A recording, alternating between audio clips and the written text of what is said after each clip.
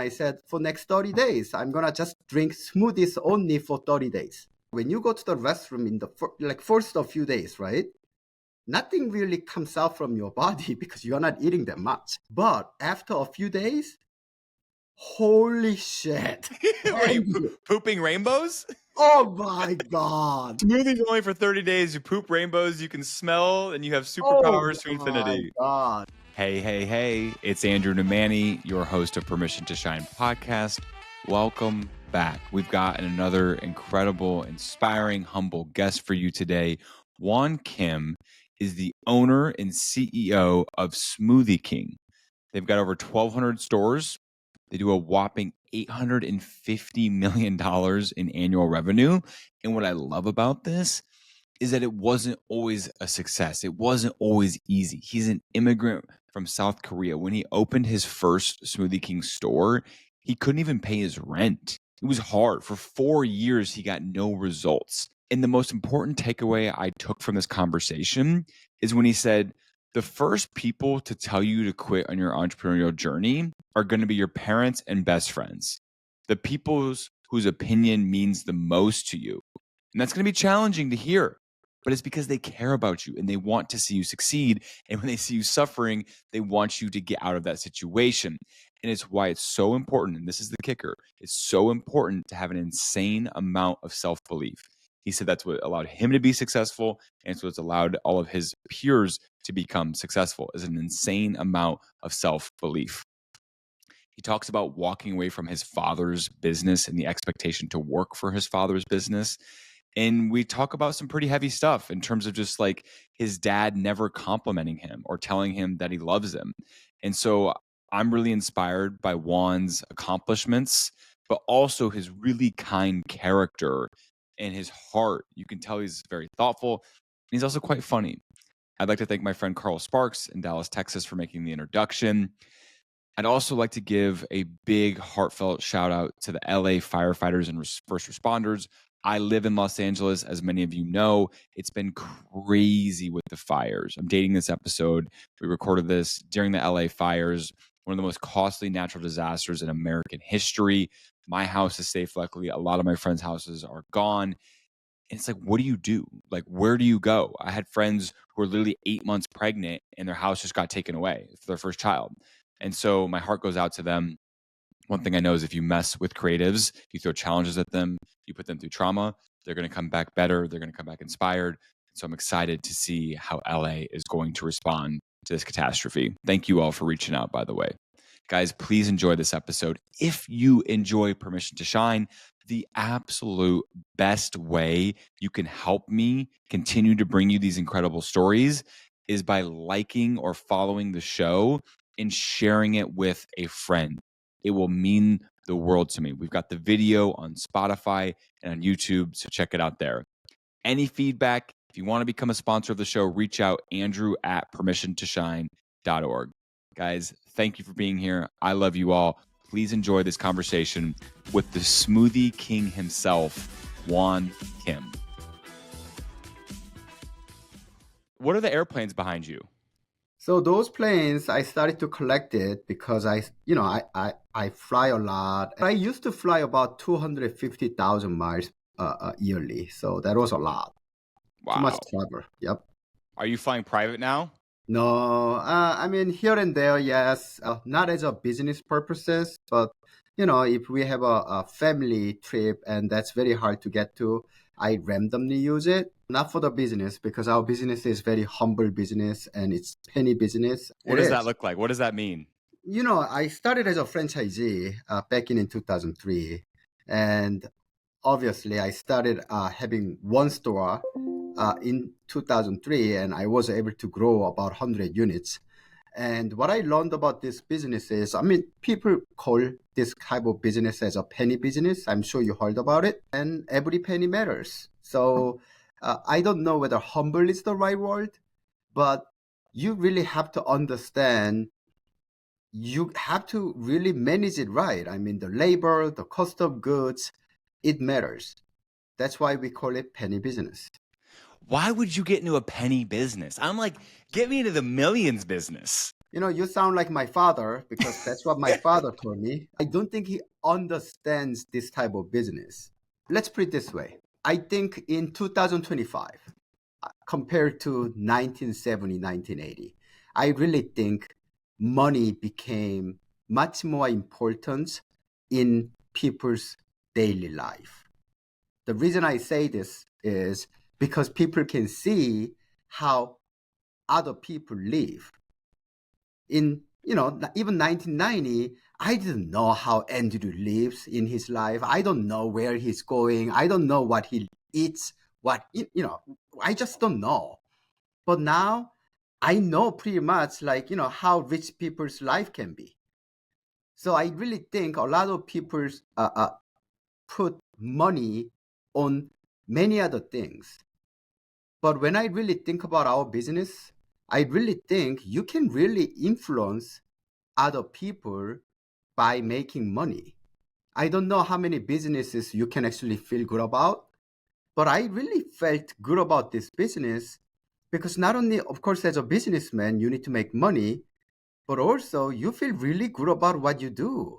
When a customer comes in and she or he buys a protein smoothie, and right after his or her workout, you are helping his healthy and active lifestyle. How good is that? And you have no clue how many regulars we have. We have so many regulars. They actually appreciate what we do. And of course, we appreciate their business as well.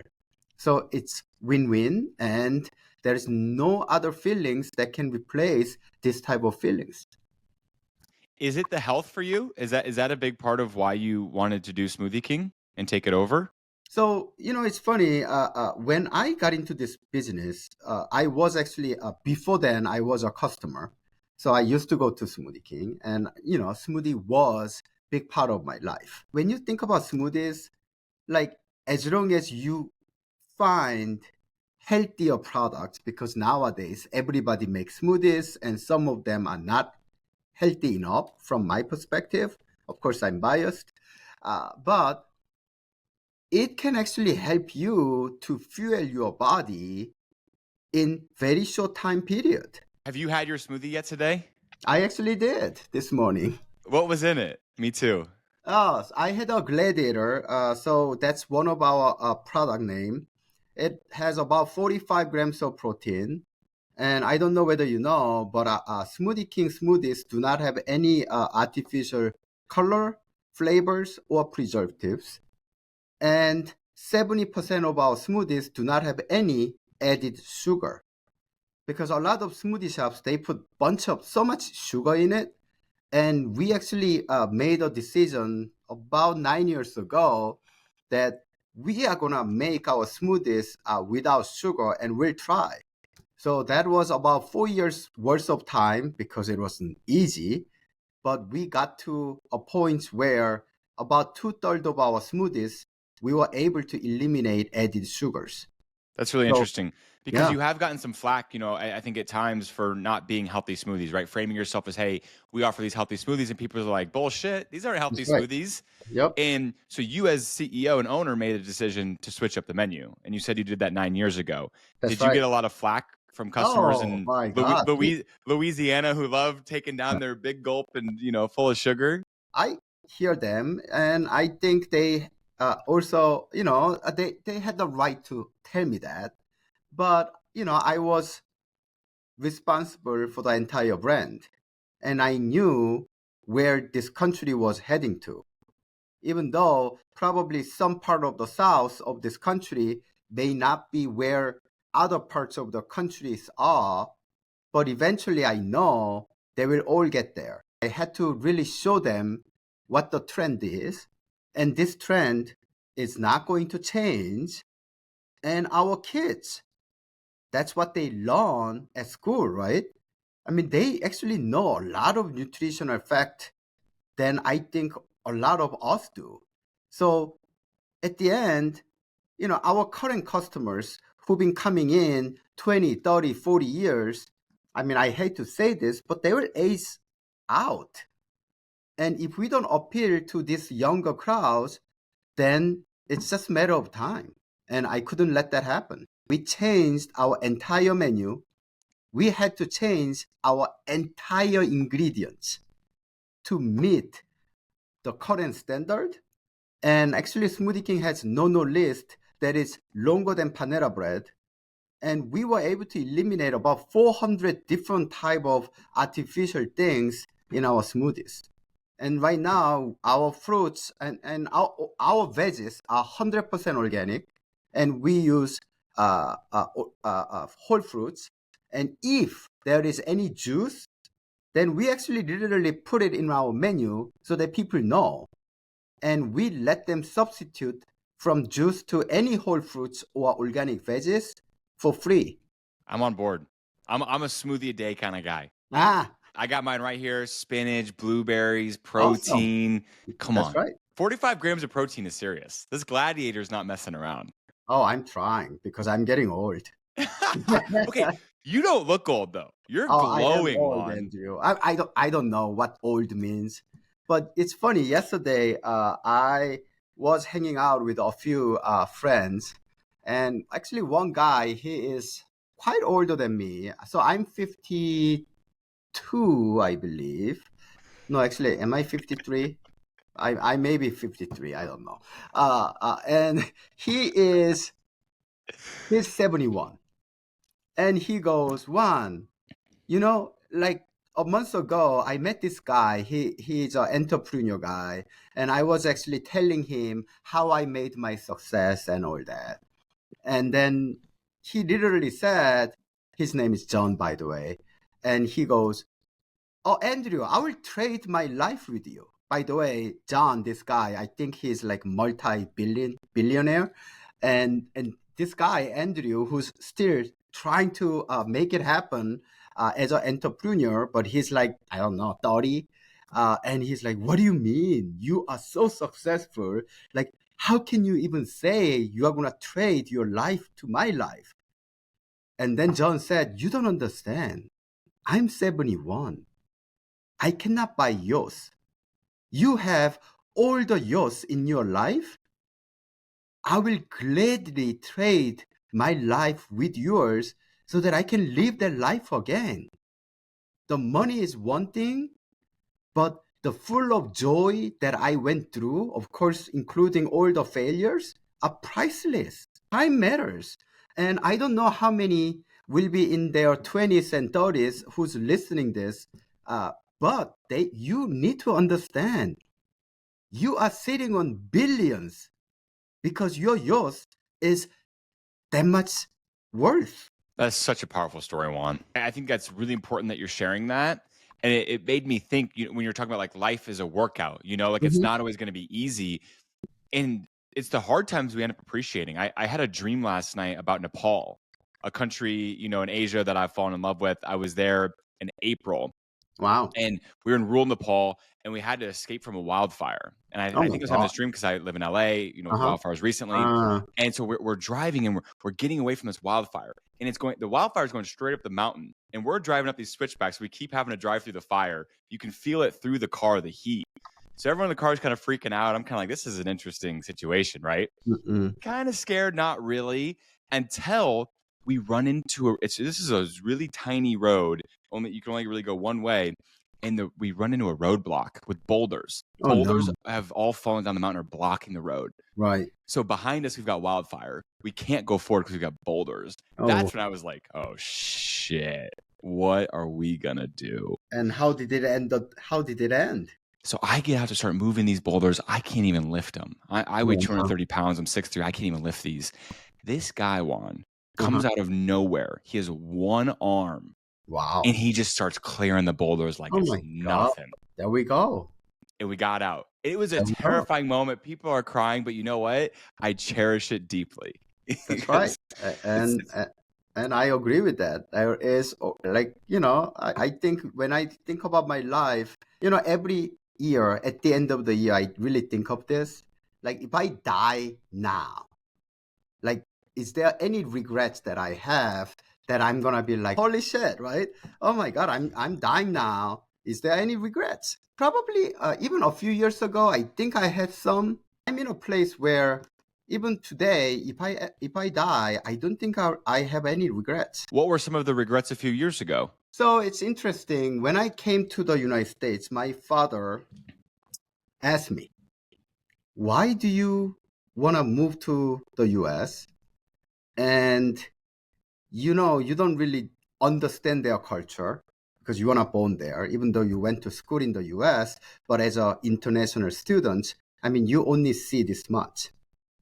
And then also, you are going to be in the South, really deep South, because I moved down to New Orleans. And he was actually worried about, people may not understand Asian culture down there compared to California or New York because they just don't have that type of exposures. So you will have more challenges. And if you hear me, English is my second language. It's not like, I'm very fluent and I don't have an accent. So this is what I told my father. I said, I had to think of it. Why do I want to do this? So number one, obviously, I love this brand. And I really thought I could make Smoothie King much healthier so that this brand can help a lot more people. But then number two, I got to know also a lot of franchisees back then here in the US, and I knew how much they were struggling because it was right after 2009, and I was actually in talk with the founder in 2011. Still, the brand wasn't really coming out of that financial crisis here in the US, and a lot of folks were having a lot of difficulties. And I told my father, I really believe I can turn this brand around so that more people, more customers will be healthier. We can support them, but also I can make a lot more franchisees to live better. I really believe that. And he didn't say anything, and I left. So in 2018 and 19, I thought we are getting there, but very frankly, that was kind of middle of cream blend. So cream blend is we were eliminating all those bad stuff, so that we are removing artificial flavors, colors. I mean, you name it. It wasn't that easy, even sugar, and we were not there yet. And what's funny is while you are removing those and changing all the things, just think about it, Andrew. You've been coming to Smoothie King for 30 years and all of a sudden we are changing, we are evolving. You'll be like, why are you doing this? I'm very satisfied your product and you cannot take this away, right? So existing customers were complaining, but the new ones were not coming because they didn't know what we have done. It was really difficult. So at that time, I wasn't sure whether we are going to be successful or not, and it was very difficult time in my life, and I don't know whether I can call it regret, but at the time I was actually worried that I'm going to actually jeopardize this brand and I'm gonna make a lot more unhappy customers, and also my franchisees will be less worthy, and that's not the consequence that I really intend to have. So that was my worry at the time. So you immigrated from South Korea to New That's right. Orleans. That's right. I imagine they're very opposite places. It was And interesting. then what were you doing here? Did you your father had a business? Were you working for your father's business? So I did. So my father is a self-made man. He lost his father when he was 8 years old. So very tough He was time. 8 years old. He was 8 years So old when young. his father that passed away. So he's very self-made man. I mean, uh, it's funny. He doesn't really want to talk about his childhood when I actually ask him because I'm sure it was very miserable. Uh, so from his perspective, We need to get him a therapist. well, oh We no, all need one. trust me, if you meet him, you will say, oh, he doesn't need therapist. Ah, Oh, he's a really strong guy. Oh, he's really don't we strong. all need a therapist, Juan? Come I on, think, all of us deep inside, no matter how strong we are, especially the Andrew, strong ones. I'm with you, but you don't understand. My father had three cancers in his life. Three. And he overcame those three cancers. He was still smoking and drinking when he had those cancers. And he kept saying, smoking is not going to kill me. Cancers are not going to kill me. I'm going to die when I say I'm going to go. Call him in. We need a call in line. Oh I need my to meet this God. guy. Like, I don't know whether I can say that. That's too bold for me. Wow. That's That's a right. big statement. So I read that his business was doing $200 million in revenue a year. Is that true? That's right. So he owns a manufacturing business. I think the company went public in 1991 or 1992. It's been in the market for what 30 some odd years. Uh, Unfortunately, the revenue kind of stopped growing since 1990s because at the time I didn't understand. But I really think when the company went public, he really stopped trying. I think now I kind of understand, but he always had a fear of I can actually go back to my childhood if I screw up. So sky can fall anytime, and I'm not gonna take any more risk once I made it. So his company has no debt. My father has no debt in his personals. He just doesn't take any debt because he always has the fear of I can go back to that life. Like the fear of I having think nothing. I think that's the right word, even though he pretend he has no fear, but in his deep mind, I really think he has the fear of going back to that lifestyle. So was there the expectation that you were going to go work for him? So that's what happened.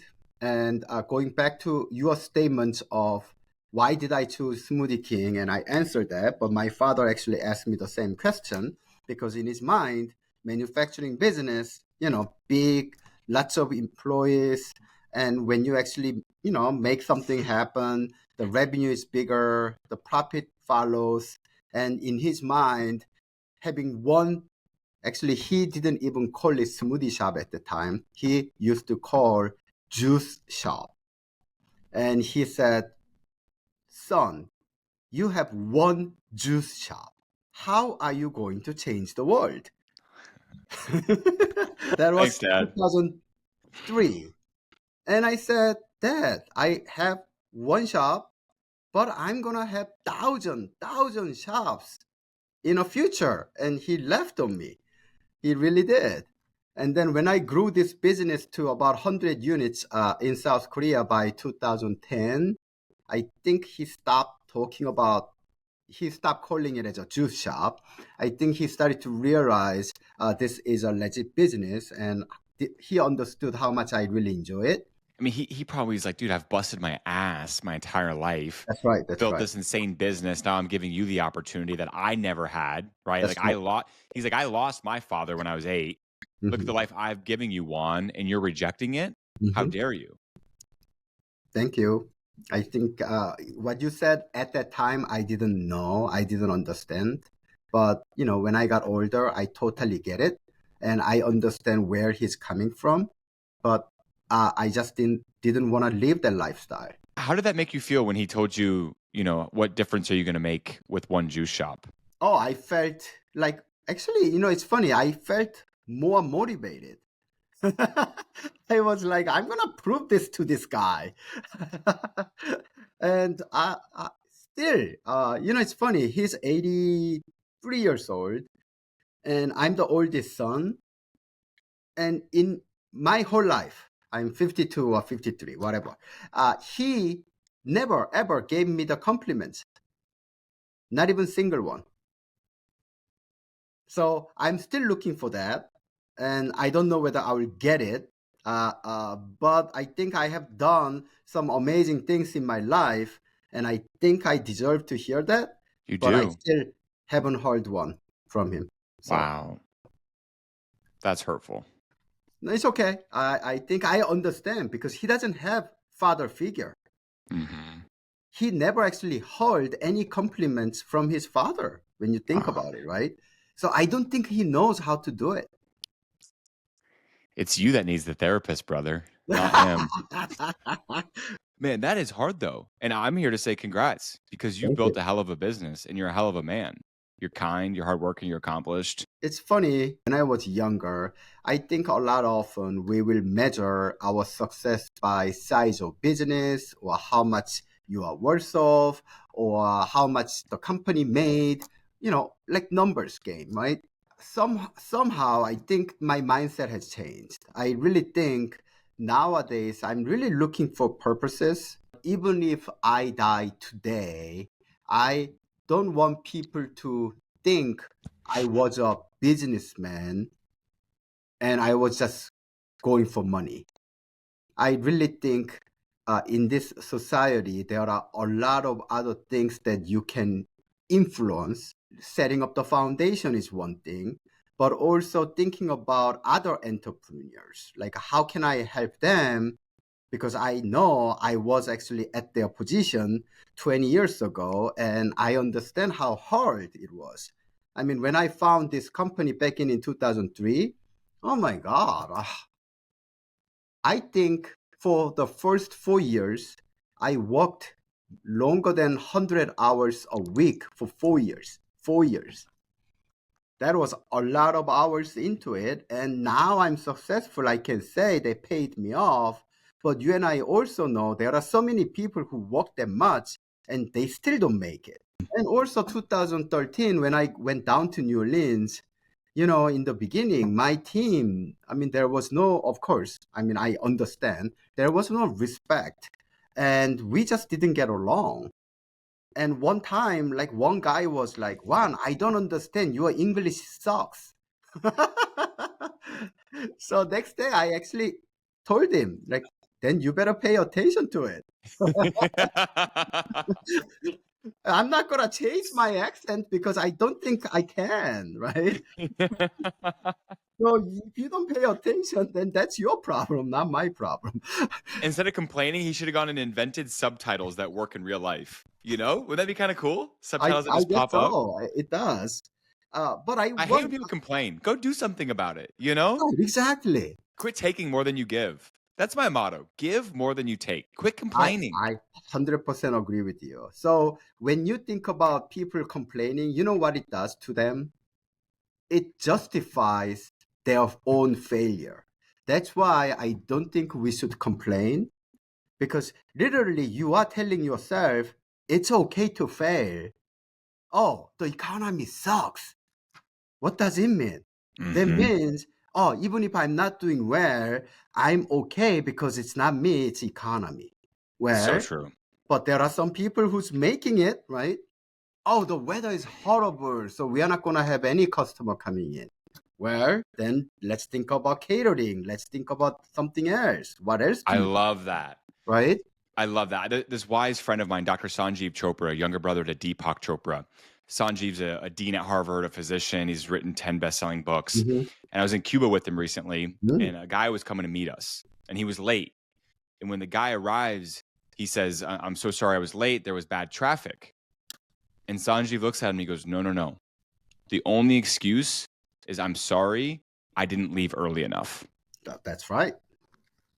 Focus on the controllable variable. Exactly. I agree. 100%. You're working for your dad's business. You're living in Southern California. You decide to move back to South Korea to start your first store. Mm-hmm. Right? Your dad called it a juice shop, which was offensive to you. You were motivated to Mm-hmm. build this into something special, and you did that. Tell me about your experience with the first store. Oh, wow. Okay, that's a good one.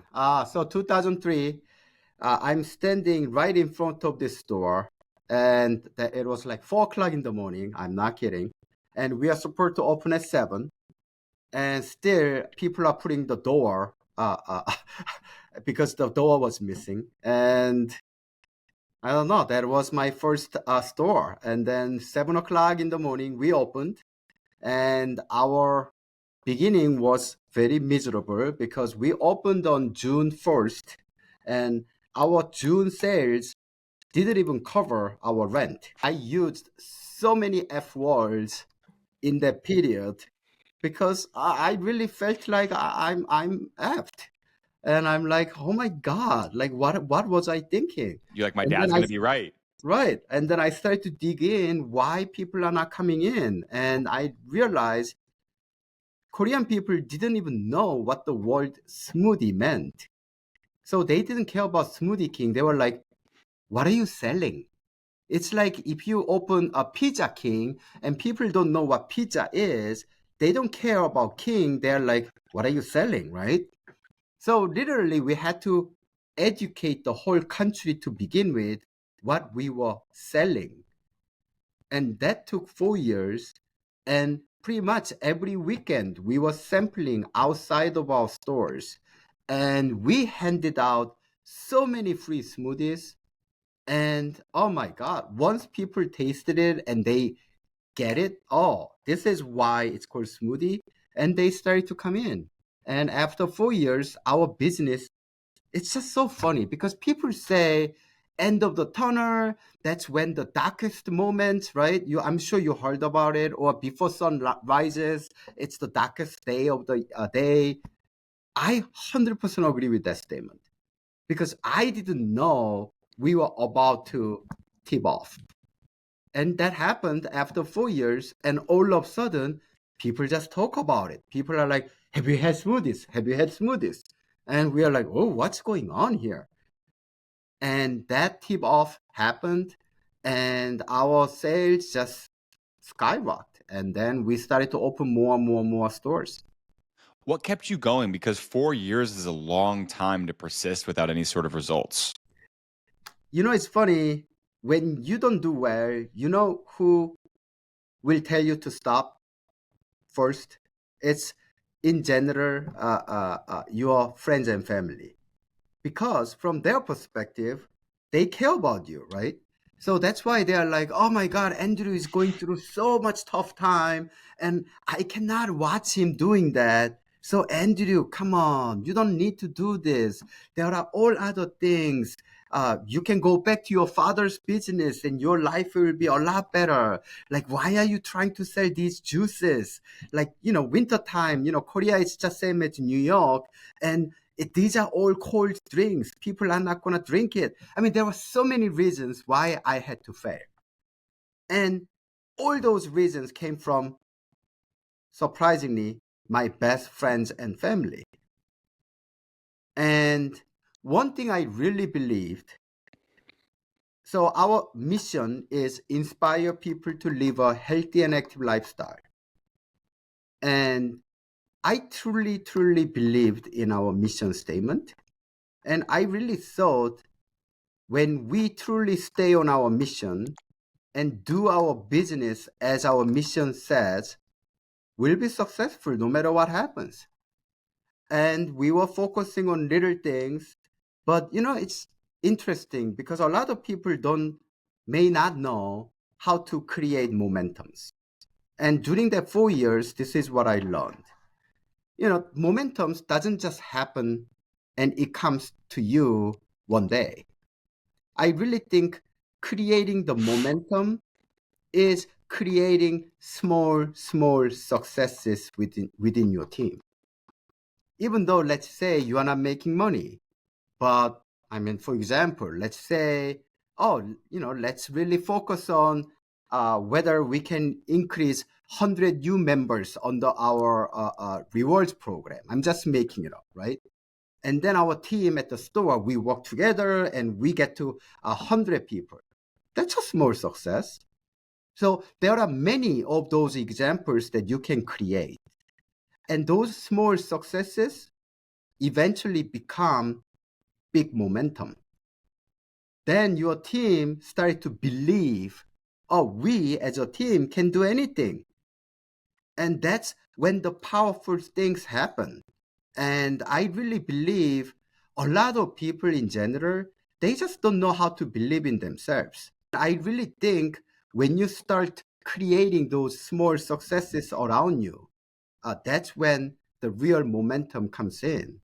So for me, individually, what I do is, let's say this week, I'm going to wake up at 5:30. Then I do it 5 times a week. But once you started to do that, now your body, your brain believes Wan Kim is a powerful guy just by waking up at 5:30. some of the examples, I don't know whether other people should try it. But one day I woke up and I said, for next 30 days, I'm going to just drink smoothies only for 30 days. No food. Just smoothies for 30 days. That's why you're maybe 53, but you look 38. Andrew, if you ever try that, you know what happens? What? I hope no one is listening this while eating. But first of all, when you go to the restroom in the first a few days, right? Nothing really comes out from your body because you're not eating that much. But after a few days, holy shit. What are you, pooping rainbows? Oh my God. You cannot believe this. Like, I don't know what's in my body, Andrew, but all the craps are starting to come out. Like, even though you are not eating anything else other than smoothies, 3 smoothies a day. After 4 or 5 days, that detox is happening and you get rid of so many bad things. Mm. And then also superpower comes in. I'm not kidding. Like, I could smell like a house, like, 2, 3 blocks away cooking steak. I can smell it. Smoothies only for 30 days. You poop rainbows. You can smell, and you have Oh superpowers to my infinity. God. Like, All right, oh, man. I'm honey, I in. know what you had it as a lunch because, like, I can smell. So you ended up opening 120 stores in South Korea as a franchisee. You loved the business, and you actually ended up approaching the owners in America and presenting them with the $50 million check saying, I want to buy your business. Correct? 2003, once again, when I said I'm going to make this brand successful in Korea, a lot of people doubted, once again, my friends and family.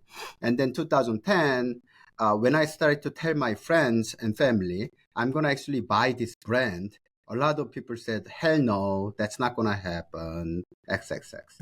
So 2010, I actually emailed him that I can come down to New Orleans anytime. Please meet me, but I need to talk to you about this idea. And he was like, oh, Wan Kim, what the heck is he going to tell me? So, we have a lunch, we sit down, and I tell him, like, I can be an amazing successor. I know you are the founder. And by the way, I don't know how many people know, by the way, our founder's name is Steve Kuno. And if you go to Wikipedia and Google him, actually, he's the one who created this whole concept of smoothies. He actually created this concept of this product and he started to call it smoothie, but he didn't trademark it. So he is the originator of what you are drinking today. And then Thank you, Steve. We love yes, you. exactly. I think he deserves that. So anyway, he wasn't really opposed to it because I think he knew how much passion I have, how much care and love I have with this brand. So when I actually told him that I really want to buy you out, of course, in much more polite way, he said, "Let me think about it. I'm getting old. I understand what you have done. So let me think." And then 2011, he called me and he said, I'm ready. So it took a few months to close the deal. And then I did. And it's funny, at that time, I really thought I could just travel down to New Orleans maybe once every 2 to 3 months from Korea and to manage this brand. And that was wrong. I think I realized that how much improvements or opportunities I see after 6 months. So I told my family that we need to move. And it's funny because when I told my wife that we have to move to New Orleans, she goes, New what? New York? I said, no, New Orleans. And she's like, where is it? She's a wonderful woman, and I really appreciate my family actually moving down to New Orleans with me. But it was very rough at the time. Uh, even in 2012, we as an Asian family, when we step into any type of restaurants, like people will literally like, yeah, Turning heads. yeah, people will be like looking at us like, where are they come from? Like, oh my God. The Kim family has arrived. That's right. And it's funny, my 3 kids went to a school called Country Day, and like the first day when they came back, they said, "Dad, did you know that we are the pretty much only Asian kids in entire school?" Wow. And then second, That's like, hard. yep, other kids were coming to them and like touching their hair, like, "Oh my God, your hair is very unique." So I told my kids, number one, that's wonderful because your friends will not forget about you. Once they meet you, you are unique, you are special. And I want also you to be proud of our culture, who we are, and let them know, like let them also embrace you because you are special. And I think they really did a fantastic job. They became presidents in their class later, and actually they won. My two daughters, they both won presidential scholars in from the state of Louisiana, and they were invited to White House, both of them. So Wow. so they really did they did well. You must be very proud. Tell me about the numbers of Smoothie King. How many stores do you guys have? In the U.S., we have 1,202 stores right now. So 1,200 stores. And about how much in revenue are you guys doing at each store? Do you know? So this year we are looking at system-wide sales of about $850 million. So probably in average, I think each store will do about 710 or 715,000 per store. 850 million. That's a serious Yep. operation. Thank you. I think it's amazing. Like we have team members who's been with Smoothie King for 20 years, 25 years, 30 years. And they even though they joke around, they say if you come me, I'm gonna bleed smoothies because that's how long they've been here and they love what they do. Even though I own this company and I'm a CEO, I really think when I look at them, there's just so much respect because it's their life, it's my life, and we are well blended into Smoothie King, and we love this brand so much and we care. And I really think that's what it shows in our business. Do you know how many customers you're serving on a yearly basis? Is that Wow. data you have? Maybe I not. don't think I had that, but millions, That's millions. pretty cool. What do you think about the Haley Bieber smoothie at Air One? Ah. So I had to go and try it because it's first of all very expensive. $20. I think I paid more than 20, but maybe I'm wrong. Uh, I think, well, I Come don't on, know be what, honest with me. Be honest with me. I don't think I'll go back and buy one. No, it sucks. It's horrible. It tastes like a piece of cheesecake. People were bitching about Smoothie King's smoothies not being healthy back in the day. It's a piece of cheesecake. But, Haley Bieber's not drinking these on a daily basis. but Get out of Andrew, here. you know what? A lot of people think making a delicious, healthy smoothie are not that difficult. But that tells me it's actually pretty difficult business, and I'm glad that it's a difficult business because no one can do what we do. Juan, for you personally, what's next? You're clearly a very wealthy man. Are you investing in other companies?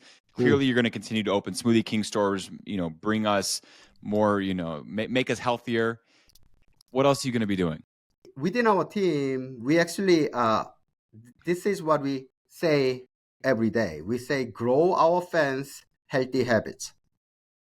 We truly believe we can grow our fans healthy habits. So one smoothie at a time, we believe we can change the world. So we are going to continue to do that. But on top, I really think I just set up the foundation called Smoothie King Foundation. I know, since that undercover boss, I really wanted to do it, but then COVID happened and all the crazy things in last a few years. So finally, now we do have a Smoothie King Foundation, and I just donated a fund to begin with, and I'm very happy that now our foundation can help some team members at the store level as probably we'll start giving them scholarships, but also if there is any natural disasters, we can help them. So that's one. And then there was my passion project. So when I came to this country, I understood how each city is unique and also different. LA is very different from San Francisco, and New Orleans is very different from Dallas, as you can imagine. So when I moved out from New Orleans to Dallas, so now actually Smoothie King is based in Dallas, and I live in Dallas. I wanted to do something for Dallas community. And so I thought about what I should do, and then I decided to open a restaurant. So now I own a steakhouse. It's called Nuri Steakhouse. How do you spell And it? Nuri, Nuri. So Nuri in Korean, it means whole world. So I went to so many different steakhouses in Texas. And I know people who own steakhouses in Texas will kill me, but I felt like they are all similar. And then also knowing how much other cultures exposures are in New York and LA versus Dallas, as you can imagine, I really thought that Dallas community can benefit from me bringing in other part of the cuisine into steakhouse. So it's a steakhouse that has some Asian Oh, flavors in it, I love. and I was able to open it after about 4 years of work, and now the restaurant is open since August last year. Congrats. So if you ever come down here, you should try. Let me Well, know. let's do it. I would love to. That would Yeah, mean the world to me. You're such a cool guy. thank You're you, so Andrew. accomplished. I mean, you've built this business that's doing 850 million in revenue, and that's not even the most impressive thing about you. You're thoughtful. Clearly, with your teams, you've told me you're always keen on making the right incentive structures for them. You're very honest in your communication and feedback to them, and clearly, you have a very big heart. And Wan Kim, this has been an incredible conversation for me, man. Thank you for doing Well, thank you, this. Andrew. Enjoy the weather in San Francisco, and hopefully, I will see you in person down in Dallas.